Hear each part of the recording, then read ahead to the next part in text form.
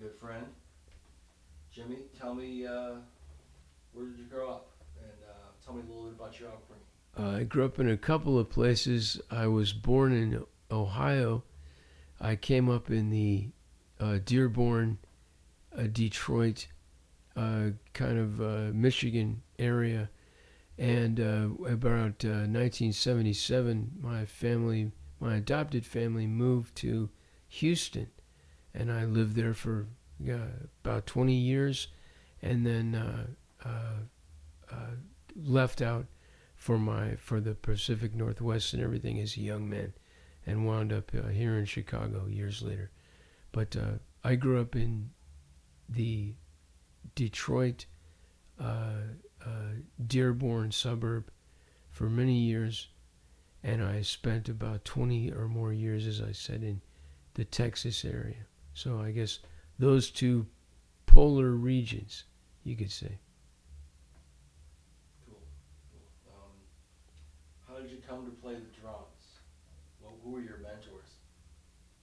I came to play the drums from ever since I can remember. The earliest memory I have is I was about 4 or 5, and I got a toy snare drum for Christmas. And when I was alone with it, I punched a hole in it with the hammer because I wanted to see how it worked and what it was that made it a drum. This made my parents reluctant to buy me any drums for a very long time. And when I was 14, I got a snare drum and following a drum set, which is a whole other story. But I got a used drum set for $99 on a hot summer day, and I've been playing ever since. Who were your mentors? Well, without going into all of them, because really all the drummers I heard probably influenced me to some degree. But you could easily say that I boiled it down myself to my favorite bands. And even though I liked Iron Maiden and Dio and those guys, I boiled it all down to Jimi Hendrix, Led Zeppelin, and Cream. And so there you have Mitch Mitchell, Ginger Baker, John Bonham. And so those were my guys, man. And of course Neil Peart was always in there. All the greats, all of them. I loved all of them. And but that's not really your question when you ask who were my mentors. There's very few people that reached out to me. One was my middle school drum teacher who played snare drum and the drum kit and showed some rudiments one day, and always in his own rough way encouraged me. Another was an old man who lived on our street who had a antique, like a Ludwig snare drum in a beautiful case, and he played a few rudiments for me. He showed me how the brushes went, but he would allow me to hang out with that drum. That was pretty great. And then the people who encouraged me in music, people in my neighborhood, people who kind of semi-raised me, the Linson family, etc. Just people who allowed me to check out records and explore the instrument, Cool. Let's see here. Tell me a little bit about the development of your musical tastes. Okay, well, yeah, I liked just music in general from an early age. I liked all music. And as I began to be more discerning, I liked the music my older brothers would give to me, which was rock, classic rock, we call it now. And I liked all of that. And so I just started to pick and choose between who I thought was the best after a while. Somehow, you narrow it down. And then from there, jazz, by the way, came in rather abstractly in the sense that Johnny Carson would play it on The Tonight Show. You might see it on the Mr. Rogers show when you watched Mr. Rogers' Neighborhood. You would see it in a variety of contexts here and there, and I always appreciated it. But when I was growing up with the aforementioned Mr. Linson, one of my surrogate fathers, he had a good jazz collection. He also had classical music and blues. And so I would listen to these records, and I understood at that time, this is when I was in my mid-teens and late teens, I understood at that time, with jazz, the drummer seems to be doing something different, you know. And so that was a big influence to be turned on to jazz. And then from there, I mean, so yeah, I went from rock to jazz, basically, we could say. Cool. That kind of leads to the next question, actually, which is, what other drummers are important to you besides Elvin, obviously? Well, and again, I don't, you know, like I said before, all of the drummers really are important, because even though it may not be my taste, it may not be what I'm interested in doing, I do appreciate what it takes to be a drummer and to be a good one. So from Don Henley, you know, the Eagles and stuff, you hear some of his drumming, just different ones, different drummers right now. I can't think of everyone. Hal Blaine, one of the most recorded drummers in the history of music. You know, when you hear those beats, man, I say, gosh. And by the way, let me go back here just a moment. Jimi Hendrix, you know, was doing this kind of music that he was doing. Mitch Mitchell has been accused of just copying Elvin Jones, but I say no, not at all. He may have been influenced by Elvin, but Mitch Mitchell, who is rarely talked about these days, definitely created his own style out of the inspiration of people like Elvin. And Elvin could not have done what Mitch had done with Jimi Hendrix. And I just think Mitch Mitchell gets overlooked, one of my early great heroes. Another person I would like to mention in connection with the jazz and with mentorship that I forgot, was the drummer for Billy Harper. Malcolm Pinson was his name. And he was in Houston, and he took a liking to me and took me under his wing and took me around to all the clubs. He introduced me as his protege. And that, to me, that was jazz, you know, is keeping the tradition going, saying, hey, man, here's the next thing. Here's the next, the next continuum. Here's what I'm helping along. And that to me was the welcoming thing of jazz, is you could be a part of it.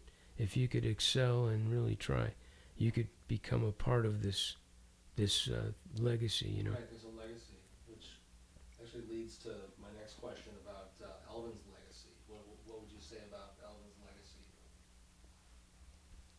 Well, as has maybe been said before, he is one of the few drummers out there, I feel, who has really helped to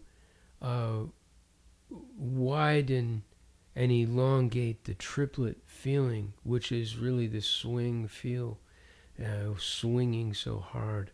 And so when you maybe hear the other groups, you hear 1 2 1 2 1 2 1 2, or you hear 1 2 3 4 1 2 3 4, or you hear, you know, a 1 a 2 a 3 a 4 a 1 a 2. And with Elvin, you hear, you know, that whole 1 and a 2 and a 3 and a 4 and a 1. You've got a 12/8 feeling all of a sudden. And so that's one of the major contributions, is he took the things that Art Blakey was doing, and Kenny Clarke and Max Roach, etc., Roy Haynes, my God, and he expounded upon that, and he subdivided that, and he created his own, you know, as some people have compared him to an African drum choir. That's his main contribution, I feel. And then let's just be fair that he brought an abandon. I was gonna say another word earlier. I can't think of it now, but he brought an abandon would be a better word to, oh, I was going to say vibrancy, but that's to say, well, Max Roach didn't bring vibrancy. Philly Joe didn't have vibrancy. Of course they did, absolutely.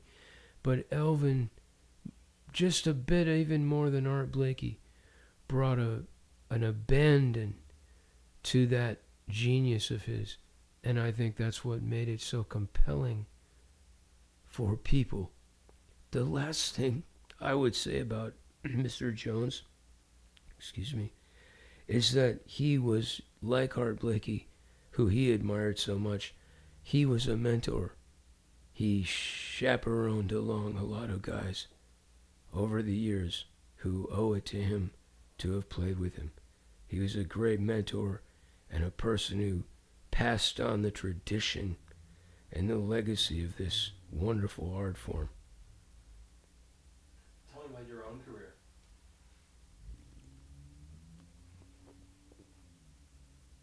My own career has really just been a continuation of that, really. I mean, I have those influences I mentioned earlier, and I think that's why John Coltrane appealed to me so much, is that energy that his group had. It seemed rock-like to me. I always wished, the jazz guys could have that Hendrix kind of, again, that abandon, that really going for it. And with Coltrane, I heard that, and so that was the main catalyst for me. And since then, in my own endeavors, that's what I've tried to do. I would consider jazz in the tradition, and there's a broad palette there. And I've ventured off into some electronic ambient projects and things, but I never forsake or forego my roots. All right. So tell me a little bit about your other interests besides music and drumming. Well, if you're talking about just as a person, I mean, I like things everybody likes. I like to go for walks with my dog and enjoy nature. I like to sit around and have a few cold ones with a friend, But on the serious tip, I've always been a writer. Maybe as long as I've been a drummer, and I have some novels in the works, and I have at least a few volumes of poems and short stories that I hope, pardon me, I hope one day to get out. In addition to that, I've have collected many oral histories of musicians that I admire and that have caught my eye, and I'm proud of that, to help get the word out about this great art form and some of the soldiers out there keeping it going. So what's next for Jimmy Bennington? Well, if things don't change pretty soon, the flap house, the poorhouse, man. We'll see. Right now, it's a tenuous line, but it's always been that, and I can't remember a time really when it wasn't. So we keep saying the end is nigh, but you get another day. So that's kind of where I'm at now.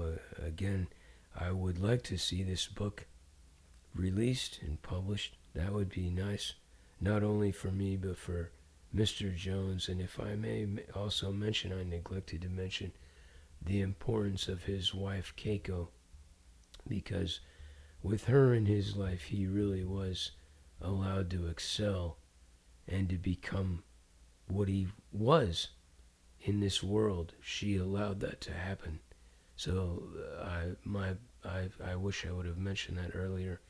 My hat is off to Keiko Jones as much as to Elvin, because we all need a satellite, we all need someone to help us along, and he was lucky to have her.